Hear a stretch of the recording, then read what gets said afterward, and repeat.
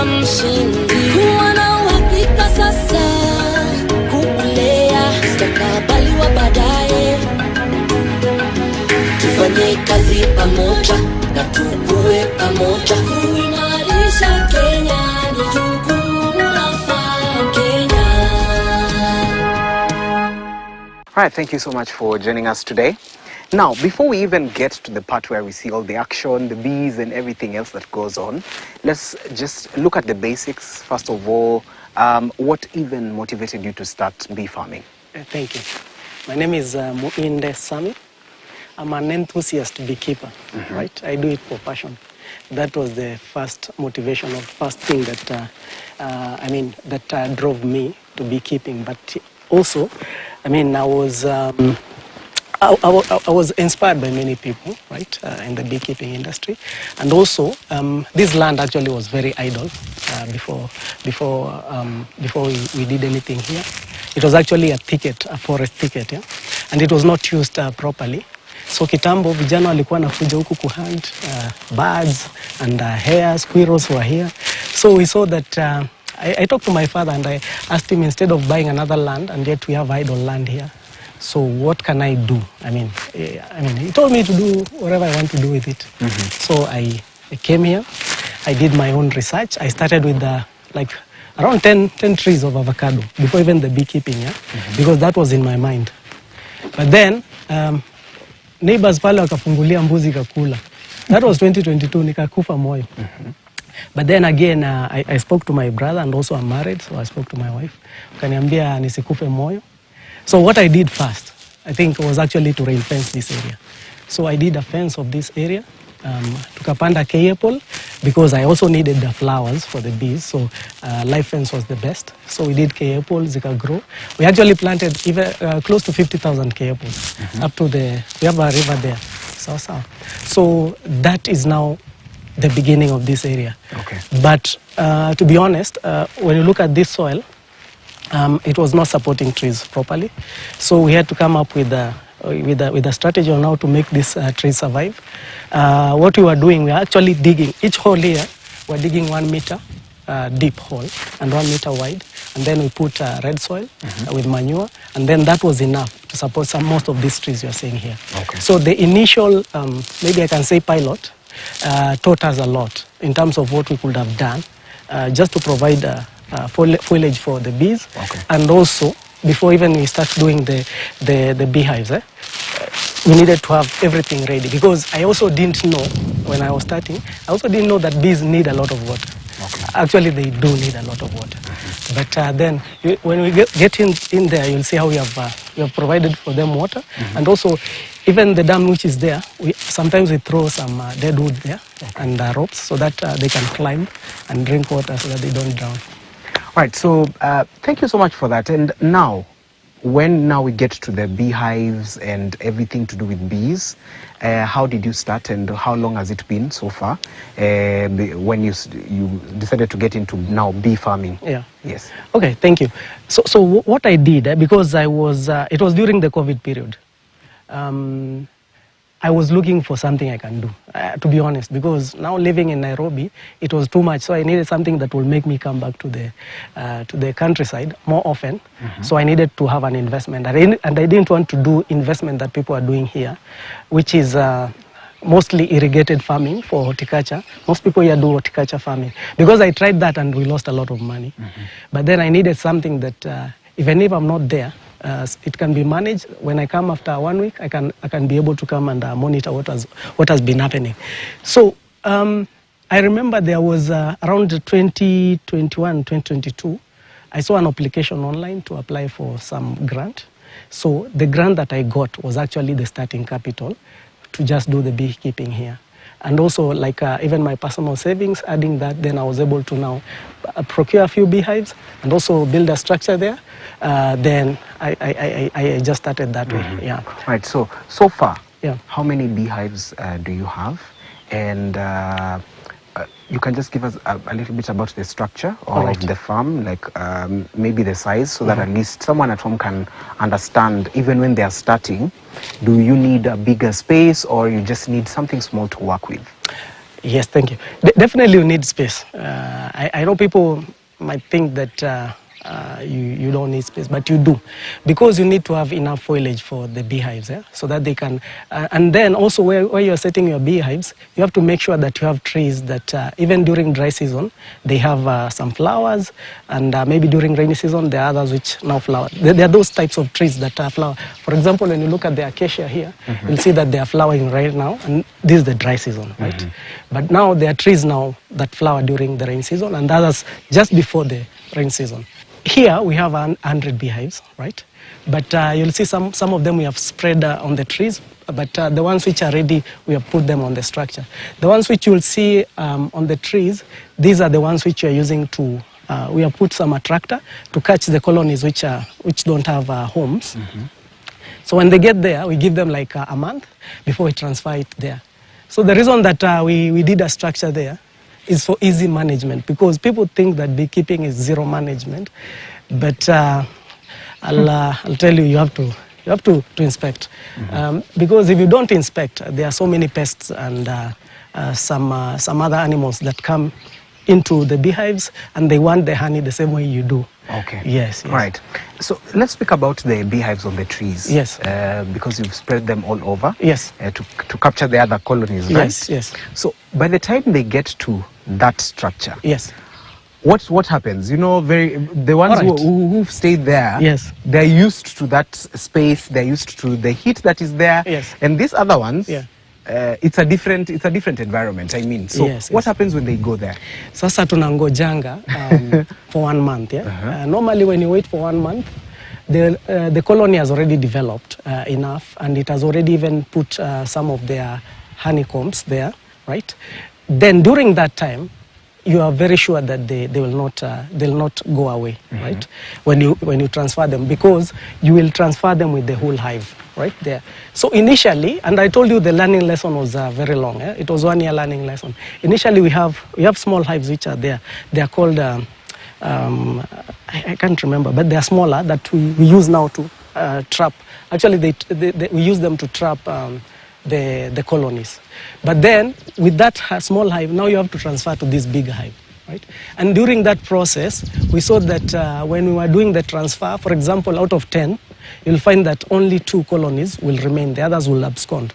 So instead of just having the small hives which are used to trap the colonies, we now use this, because now this one, when you use it, you are not going to move anything. You are just shifting the hive from here to the structure. Okay. Yeah. All right.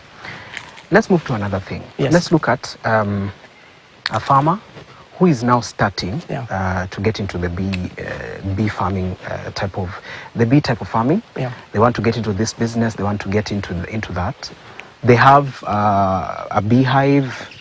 So how do you start making sure that bees visit that hive? Yeah. What goes into that? Just tell us a little bit about the how-tos for a beehive. So juu tuko Ukambani, watu wanadhani tunatumia uchawi kuweka nyuki pale. That is not the case. Yeah? Yes. So normally what we do, we use attractors. And one of the best attractors is actually lemongrass. So we put it there. Because we use lemongrass when we went to training, we were told that the lemongrass has the same aroma as the queen bee. So normally it is a very good attractor. And there are other attractors which I don't know their names scientifically or in English, but in Kikamba inaitwa yenye. Mwenye ataijua hiyo anajua, but it also smells like lemongrass. And those are initially actually before we even discovered the lemongrass, we were using that attractor. They grow naturally in the river, right? Then other attractors you can use beeswax normally, but to be honest, I think I've used beeswax and I've used a lemongrass. Lemongrass is perfect. Okay. In fact, most of the hives, if there are colonies which are around here, right, which are stray or they don't have homes, if you put an attractor today, tomorrow you'll find the bees are there. Wow. Even in the evening. Actually, sometimes even when Kevin is helping me to raise these hives, you find the moment he has just put the hive there, the bees are already going in. Yeah. All right. Yeah. And still on the hives. Yeah. are there different structures or materials that someone needs to use to make the hives? Because people usually use trunks, others use the Langstroth, the one that you've put there. Even others use concrete. So a little bit about the materials and how they contribute into making sure that the bees now are in a good environment. Yes, I'll answer that in a different way. I'm still a startup, right? But also, I've learned a lot from these different hives. For example, what we have here, most of them are Langstroth hives, and also we have top bar hives. In terms of the material that they use, normally they use timber. And I'm not sure which type of timber, because I normally procure them from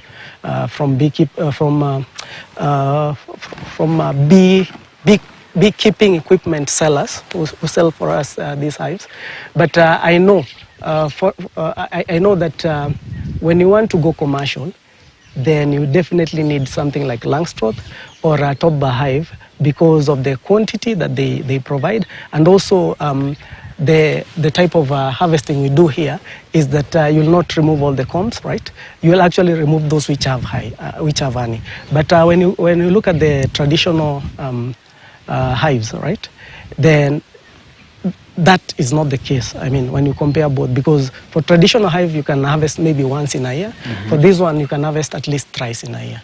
Right? So these have advantage when you're going commercial compared to the traditional ones. The concrete ones I've not yet tested, but I think they are a good addition to the beekeeping industry, because looking at longevity of beekeeping and also trying to see issues of climate change, then I think we need to transition from using timber to other materials which are sustainable. And when you look at this, maybe we're giving maybe a warranty of 20 years.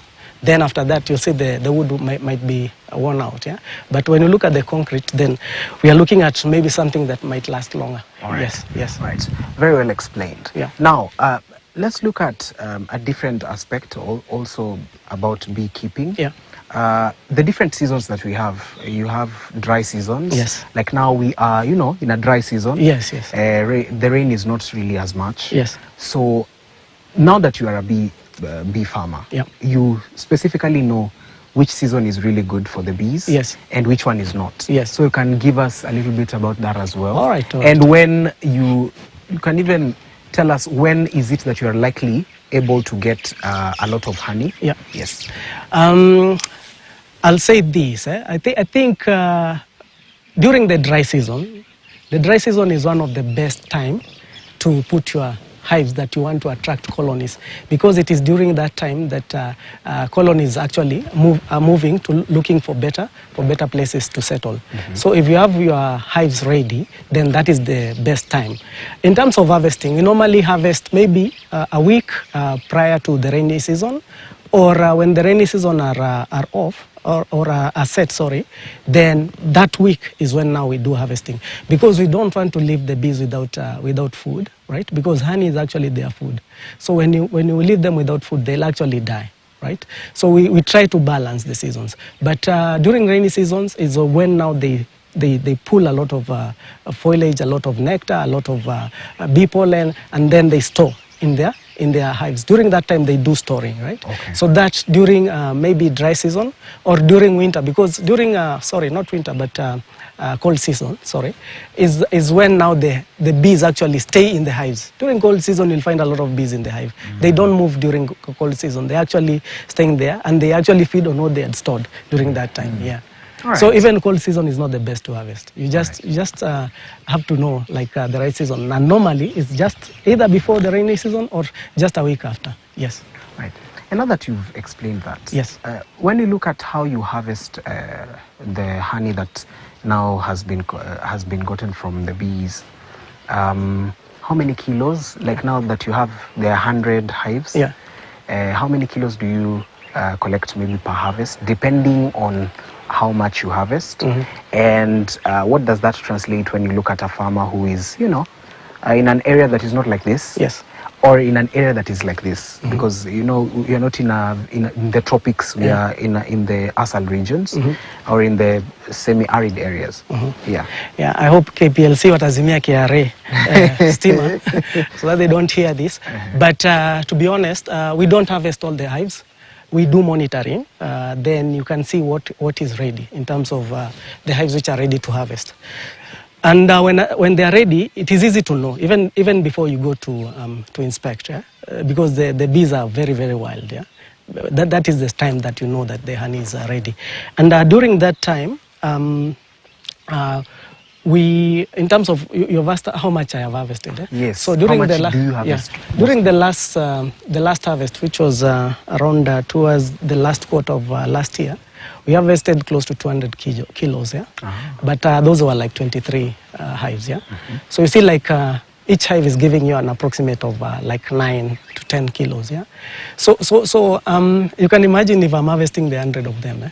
But still we have not yet gone commercial. Eh? So PRM situkujie. Tulipatia marafiki wakakula. I feel like the 23 may underplay. No. Actually, we left the others which were almost ready, but we just left them intentionally. Okay. And then you see that the rains were not very good. Eh? So we just left them. We didn't harvest them. But we are planning to harvest them anytime from next month, yeah, which is now March, before the rains are set. Yeah. Yeah. All right. So still on the harvesting part. Yes. When it comes to the harvesting of the honey, what goes into that? Do you just... Yes. Do you just wake up one day and say, you know what, Yeah. now it's ready for us to harvest? Yes. Let's just go and harvest. All right. So all right. what is the process of harvesting? How do you know that, this is the right time to harvest? What are the signs that give you that?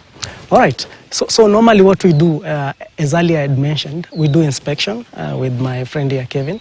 So when we do inspection, the hives, we have numbers. So we know number 2, 3, 4, 7. So you have to keep records also. We know that they are ready. And even some, we even keep records knowing that this we harvested last time. So we can give it time to build enough honey. So we do fast monitoring. Then we know which are ready, so that when we get there, we already know that we're going to harvest. If it's 20, we know it's 20 hives. Normally, I also procure people who are experts in terms of harvesting, so that they can help us to move the process faster.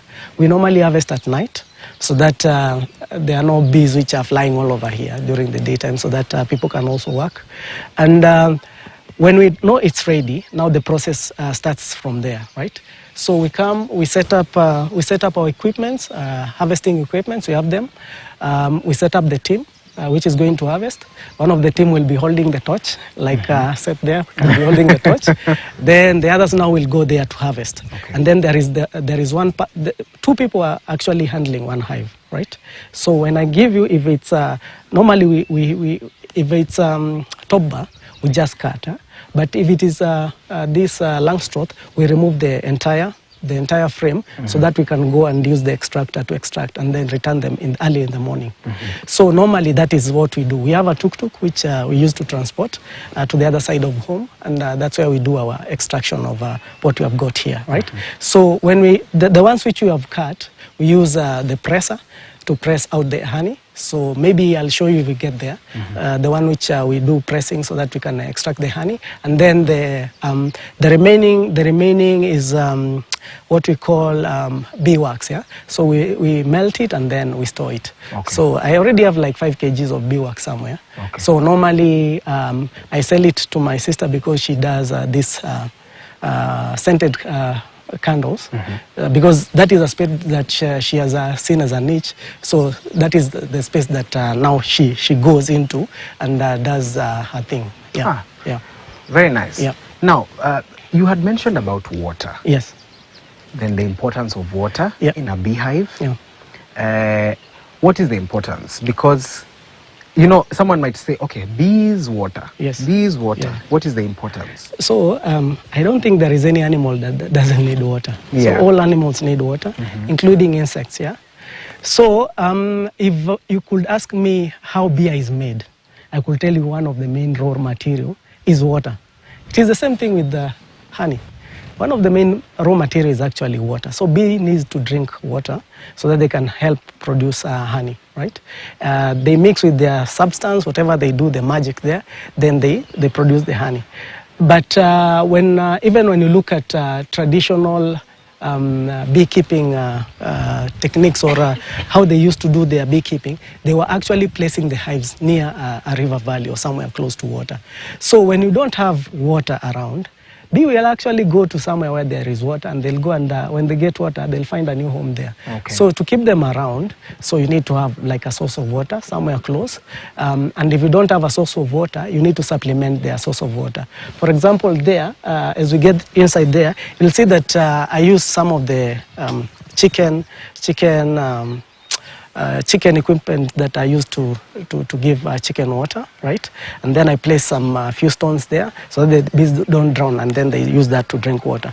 I've also used old tires. I cut them, I paint them so that the water can also stay there shallow. And then I put a few stones there so that the bees can also drink water there. So you can use so many, but make sure that whatever you are using, it is shallow so that the bees don't drown, because bees actually drown.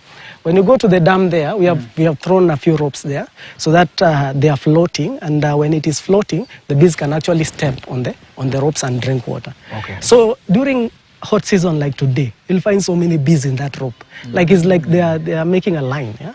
Sijui kama unakumbuka tukiwa high school watu wakipanga line wanaendea uji. Oh, yes. That style sasa zinakwanga zimepanga line, kwa hiyo kamba zinataka kunywa maji. Okay. So water is very important for beekeeping. Yes. Right. Yes. So now, as we get to the end before we go for break, yes, we can look at some of the challenges, especially for a bee farmer. Yes. When it comes to how to maintain the beehives, and also what affects the production of honey.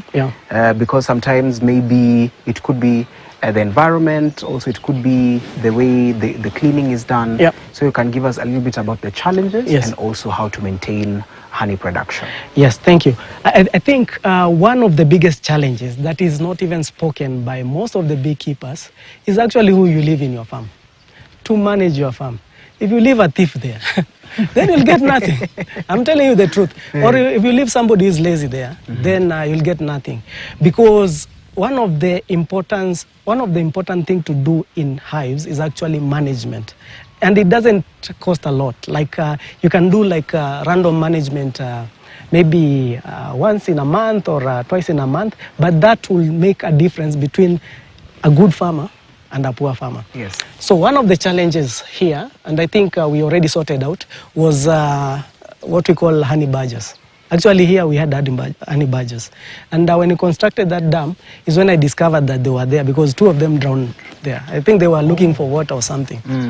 And the best way of controlling honey badgers is actually having the structure and then fencing it around, and also making sure that where you have your fence is reaching on the floor, you actually cement it, because they are actually very good in digging.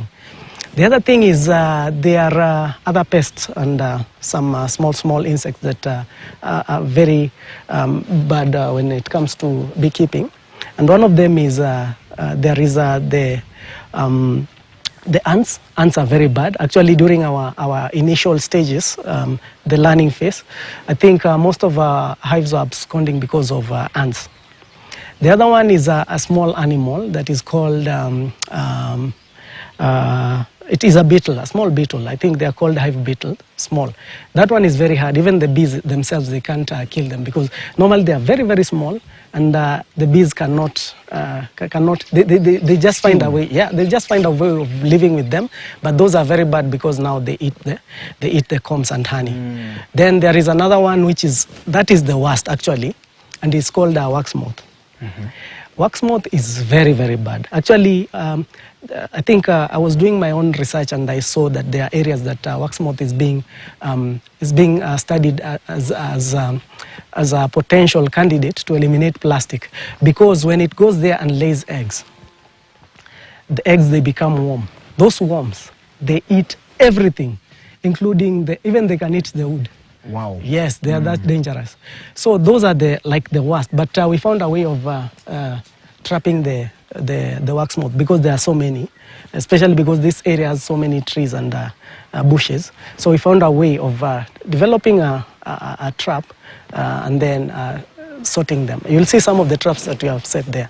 Yes. Right. Yeah. Thank you so much for giving us a little bit about that and how you're making sure that there's honey that is produced at the end of the day. Yes. We're going to go for a short break, but when we come back, we're going to look at how all this is done. And I believe you're wondering what you're wearing, you'll see it in the next segment. So don't go too far. We'll be back with more.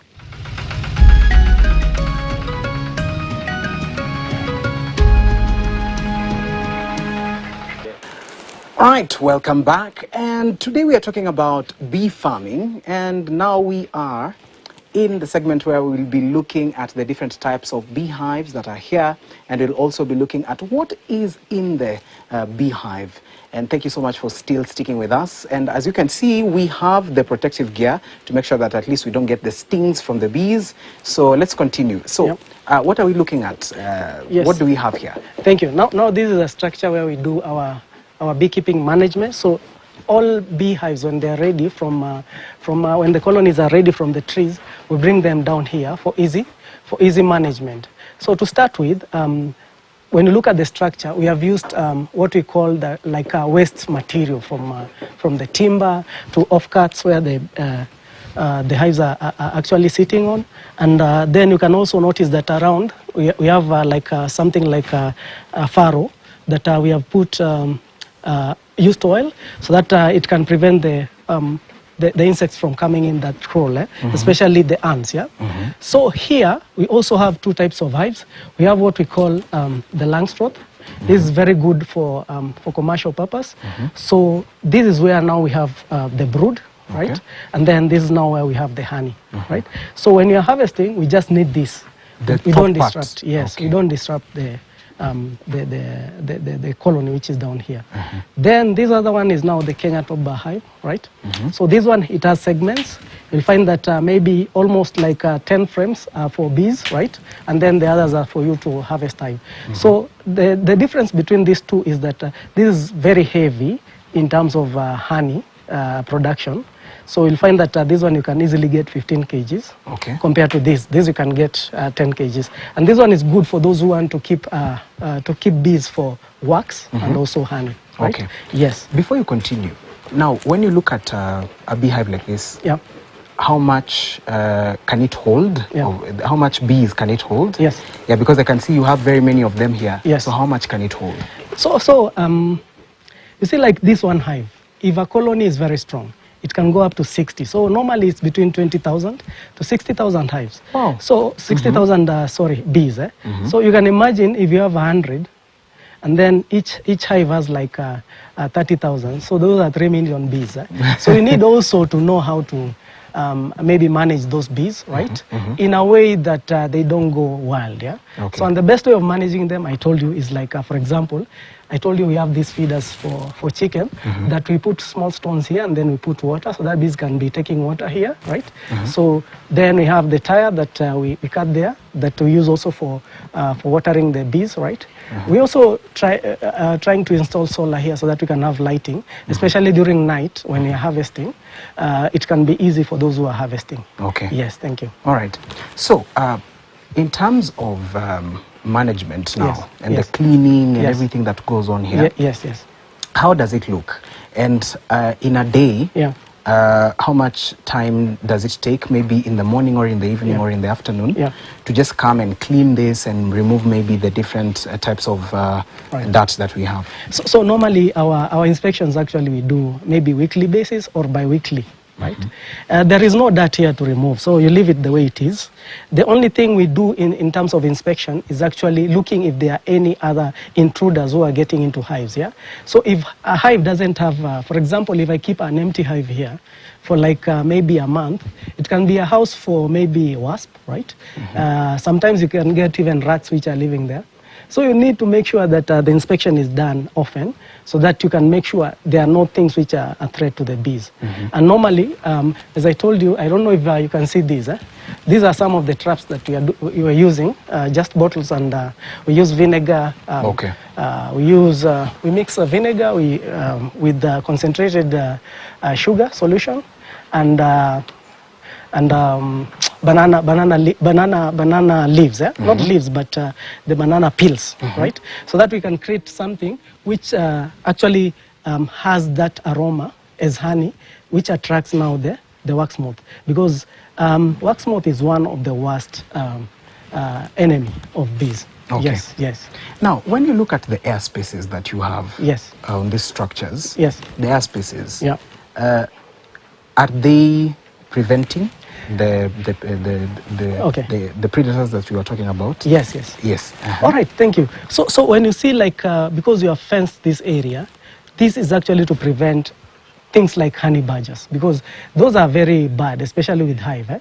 So if a honey badger comes here, it will climb that structure and it will kick that hive down and it will eat the honey and then go. Wow. And it is not afraid of bees. Right? So what we have done here around is actually to prevent the crawling ants and all crawling animals. But then the traps which are hanged around here, they are basically to trap those which are flying, the flying animals. Even within the hive itself, we sometimes put also another trap to trap the beetles, the bee beetles. Yeah. Yeah. Yes. Now, let's go to the specific. Yep. Look at the beehive and what is inside. Yes. Because I remember you spoke about the way you do inspection. Yes. So when it comes to inspection, yes, how is it done? You can show us, because right. today we are not going to harvest, unfortunately, but we are going to look at how he does the inspection to know if it's ready for harvest or if it's not ready for harvest. All right, thank you. So I'll use Kevin as an example also to help me. So the first thing we do is make sure that this is ready. This is a smoker. The reason we smoke bees is to calm them, right? So bees are normally or are usually calmed using smoke, and especially during now because it's hot, we'll have to smoke the hive that we are going to use for demonstration. So this is the first thing, yeah. Then this one is the one which we use to pull the frames, right, for the top bar hives. It's not top bar, but the Langstroth hive. So we pull and then we look if it is okay, if it has some maybe pest, then sometimes we even squash them, especially the beetle. Using this? No, this one is this is now another one. So this one is actually is a bee brush. Yeah. So we actually rub the bees off, right, when we are harvesting or when you're looking at the hive, so that the bee, we just sweep them to inside the hive, right? So that we can have a better look at the frame when the bees are not there. Okay. Yes, yes. All right. So we'll demonstrate with one. Yeah. Just demonstrate with one. Yes. I can't wait to see this because this is very interesting. Just look at how inspection is done, even if you are at home and you'd want to maybe try and do this as well. And remember, protective gear number one, that is very, very important. And you need to make sure that what you're wearing on your head doesn't touch any part of your face. It's away and far from the face. That is what they told us, and that is what is recommended. So we're going to use one beehive to look at how they inspect and what goes into the inspection. As you also can see, there's water here. As he had told us, there's water here for the bees to just come and get some water in order to just make sure that at least the honey is made at the end of the day. So, do you inspect all, or you inspect maybe some specific? Because you've segmented them, there are ones on this side, ones in the middle, and ones on the other side. So we normally do record keeping. For example, when you look at this hive, it is written LH001. So normally, when Kevin is here to support me, he normally records the hives which he has inspected. He doesn't need to inspect all of them today. So for example, if today he has already only done 10, right? Then he has to record the ones which he has done, right? So that when tomorrow he comes, he just leaves the ones which he has done and then goes to the next ones. Yeah. All right. So normally the first thing we do, we smoke the where we have the bees, right? So we normally start with the entrance, but this one doesn't have enough smoke, right? But we normally start with the entrance and then on top here, so that the bees can be calm. And then what he's doing is actually pulling, so that you can look at, right? You can look if this comb is ready, but this comb is not ready. When you look at it, it is empty, right?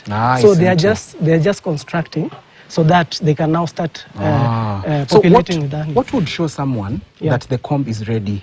And the color, will the color be different? Now this is a comb alone, right? So this comb is not ready because it doesn't have honey. Yes. So they're still building on the comb so that they can feel honey, right? So this comb is very empty. You can even see through. But when it is ready, let me see if we have one. kuna moja kona sali. Kona. Yeah, so as you can see the structure, this is how the structure looks. And we have these different types of combs that are just the bees are there making sure that they are creating the honey, as we can see, and also you can look at the other ones who are keeping security and making sure that everything is fine. Yes. Yeah. Yes, but normally the long straw hive is the easiest to harvest because you don't disrupt the you don't disrupt yes. the bottom Even part. inspection is very easy. Okay. Yes, and if you are doing harvesting, you normally even pick this one, top of it, and then you take the seal there, and then you leave it sealed. Then tomorrow, when you have already harvested your honey, you can actually now come and return it. Then they start building again. All right. Yes, yes. All right. Yes. This is really, really important and very, very interesting, especially to do. Yes. Now, when you do this inspection, because this is now the inspection part, and you've done the inspection across all over the place. Yeah. Now, for the ones that are ready, which period do you give them? Do you give them a certain type of period to say now, okay, now after a week or after some days you're going to harvest? Yes. Yes. So normally you'll see that let me use the Langstroth as an example. You'll see the ones which have they have the top frame, and others which don't have the top frame. So these ones, we normally remove the top frame because the colony is not yet strong. But now these ones, we now, when we inspect, we find that the colony has already built combs there for their own food down there. Then we put this on the top, right? So that now it can start building honey for us to harvest. So when the honey is ready, right, we now start planning for harvesting. And planning for harvesting can take either a week or 2 weeks, right? So that now we can know the team is set, is ready, right? I know there is, as I was saying, that there is somebody who can hold the torch. Then there is another one who is holding the smoker. And then there are now 2 people who are helping each other. For example, I'm opening the hive, and then is removing the frames, right? So normally we have a team of around 5 people when you're harvesting. Yeah, and it can take long because, for example, the last time we harvested around 23 hives, it took us 4 hours. So it's not. Wow. Yes, it's a lot of work. And this is what time of the night? At night, actually, when we start around from 7, we know around maybe 10:30, 11. Now we are ready. Yes. So it takes time. Right. So you have to plan. Very, very interesting. Thank you so much for taking us through this and looking at all these structures that you have here. Yes. And now the last question before we move out of this particular structure. Yeah. When you look at the iron sheets that you've used, is there any other material that can be used instead of iron sheets? Yes. Can you use maybe a structure like this? You put concrete on this side, concrete on the other side, and then you put the hives inside? No.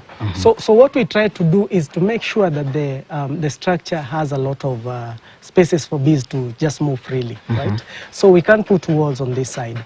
And also, the other reason I've used iron sheets as a roof is actually strategic, because when you use something like a grass thatched, it is a very good home for wasp. And wasp are the biggest enemies of bees. Actually, when you come to an area where bees are fighting with wasp actually can come here and kill maybe even 100 bees, one wasp, because it cuts them at the middle. Yes. Okay. So the grass is actually a very good home for wasp, but I don't want them. Yes. Okay. Yes. All right, thank you so much for taking us through this. Don't go too far. Remember, we are coming back with a conversation still on this as we look at what is it when it comes to the honey market, when it comes to the bee market in Kenya, and what needs to be done, and how you as a farmer at home can also get into this. All right, so let us now move to another part of the conversation. All right, so we've gone into the structure, we've seen the beehives. We've looked at the different types of structures that you have as well, the beehives that you have. Now, I noticed something while you were there. There was the water with the colored stones.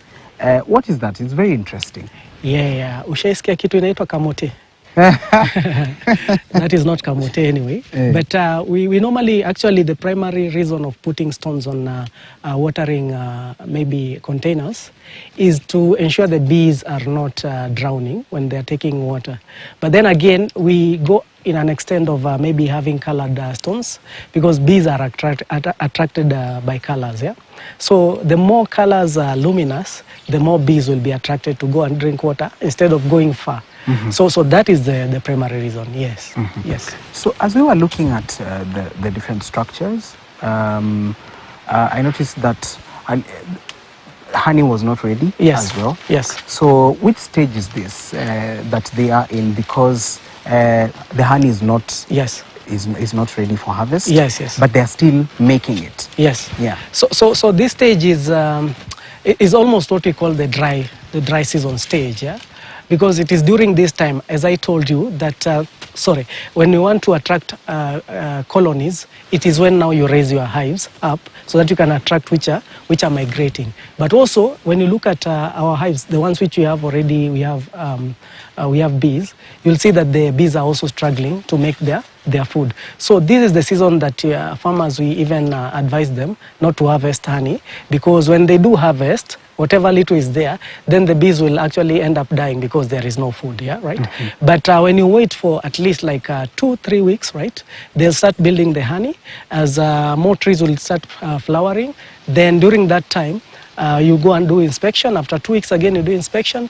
But then during the rainy season, the first week of March, that is the right time to harvest, because we'll have so many trees which have flowers, a lot of nectar around, right, pollen, and that is the best time to harvest. Yes. Okay. Yes. So after harvesting, yeah, now you've taken the honey. What remains of the hives now? Yeah. What are we looking at in terms of what is remaining there? Do the hives remain empty? Yeah. So what happens after harvest? So I don't know if I explained it earlier, but I told you we harvest in 2 ways. There is the way we harvest the Kenya top hive, and that we normally cut the combs, and then we go and we use presser to remove the honey. But also we have the Langstroth hive, where we just go with the frames. We remove the caps that the bees have put to seal the honey, and then we use the extractor to rotate and then remove honey. So for that, for Langstroth hive, they normally take like 3 months to refill again the honey, because the combs are not destroyed. But then the Kenya top hive, we normally harvest either once in a year, or if you are lucky, we can harvest like twice in a year, depending on the available foliage around your area. Yes. So like for example, when you do beekeeping, actually it's good also to see the surrounding areas if you have trees, because you see bees, they don't respect boundaries. Yeah, they just fly. So a bee can fly up to 10 kilometers, but you don't want your bee to fly 10 kilometers looking for water or foliage. So what you need to do is make sure that you supplement it with water, right, the way we do. And also just make sure during that time you don't harvest the honey, right? Yes. The practice after harvest. Yes. What do you do? So after harvest, if you have harvested today, maybe evening, tomorrow morning, I send my manager here, Kevin, to come and look if there is any maybe bees which are hanging around, because normally we need to control them, right? And the way we control them is actually we use smoke to control them, so that they don't go wild. But rarely do they go wild after you have harvested, because during that time, after harvesting, actually bees are concentrated within their hives. They're trying to understand what has happened overnight, right? So during that time, they don't have a problem. But when there is honey is when they are very wild. So post-harvest, we just make sure that there is no colony which has absconded, right? And if there is any colony which has absconded, which is very, very rare after harvesting, very rare, then we just take the hive, we inspect inside and see the reason that it has absconded. But normally you'll not find that the reason is actually harvesting. Maybe there are some parasites or there were some insects which had intruded. That is the only way that colonies actually abscond. And when we find that the colony absconded because of wax moth, for wax moth we have to wash the hive.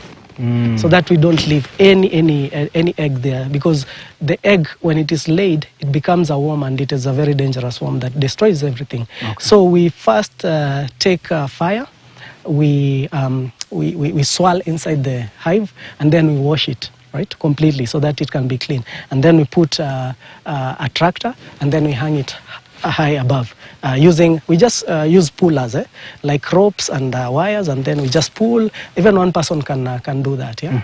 So when it's ready there, you give it like around 3 days. If there are colonies which don't have homes here, they'll actually come there. Yes. Okay. Yes. All right. So let us look at the honey. Yeah. And the market. Yeah. And how the market is, especially in Kenya. Yeah. When you look at the honey market, how frequent and how profitable. Yeah. First of all, how frequent is it when it comes to the pieces that are sold, especially the sizes, and also the pricing. Okay. Especially around Nairobi area, Machakos, where we are, and now that you're doing honey, what does that look like? All right, thank you. I think one of the biggest challenge is market. And I will not say there is no market. I will say what is there outside in the market, it is what is bad, because they have very fake honey which is circulating in the market. There is a time I even tried to just buy and sample some honey somewhere. I found it was molasses, right? Wow. You can imagine molasses kilo moja unauziwa tao. now 1,000 you can even buy even 2 mutungis of molasses. So so that was a conmanship. But there is a lot of adulterated honey outside there. So when you are selling, you have to convince your client that this is original. And sometimes you have to let the bees bite you so that unafura kidogo unajua ni original. Because that is the only proof I think they might need to know that the honey is original. That is one of the biggest challenges, I will not deny. But then again, we have aggregators who are here outside. So market is not a problem. The aggregators, you can actually have a deal with the aggregators. They can actually purchase directly from you when you do your beekeeping. The only challenge is that they are not going to give you the best price, because they're also in business. So they might give you even half price so that you can go and sell. But now when you sell individually, like when you try to sell it yourself, the biggest challenge is actually now getting the customers. So you'll have to depend on friends, right? Mostly our colleagues in job, right? And especially because as we are a startup, sometimes you find that you are giving friends so that they can have sample and test, right? Before now you go fully commercial. So the market has strengths and weaknesses in terms of the different route you're going to use. Yes. Now, even as we conclude, what would be a parting shot to a bee farmer? Yes. Bee farmer who has tried? Yes. I mean, you started during the COVID period, and here you are. Yeah. And you're doing well. Yes. So what can you tell a farmer who has not really maybe seen any yield at the end of the day? I don't know if I'm the right person to speak to that farmer who has not seen yield, because that is a lazy farmer. Because if you have hives, you have to see yield. And I told you one of the biggest mistakes is actually assuming that beekeeping is zero management. No, you love to work. Even the Bible says you love to reap where you sow. Sindio? My message is actually to the young guys in the city, Gen Z and Gen Alpha. And I think beekeeping can even start at a very young age of 5 years. Yeah, I think if you have if you have a problem na pocket money, na mzazi ni stingy, you just need 10 hives. And those 10 hives, if you manage them properly, each hive will give you 10 kilos per year. Just sell them 800 bob per kilo. So you can imagine each hive can give you roughly 8,000, right? 8,000 shillings. So you multiply by 10, that is 80,000, and it is enough to run you the entire semester or the entire year if you are a student. Utakosa loaf ya chai, utakosa pesa ya shopping, and all will be well. And farming should not be boring. It is very interesting, especially if you do something that you love. And beekeeping is one of the most interesting things you can do. And it is very, very lucrative if you take it as a business. And also, if you merge it as a hobby and a business, then you see magic. Thank you. Right, there you have it. And I believe you've gotten something. I mean, farming shouldn't be boring. And today we've been learning about bee farming or beekeeping and what you need to do at home in order for you at the end of the day to collect that honey that you like.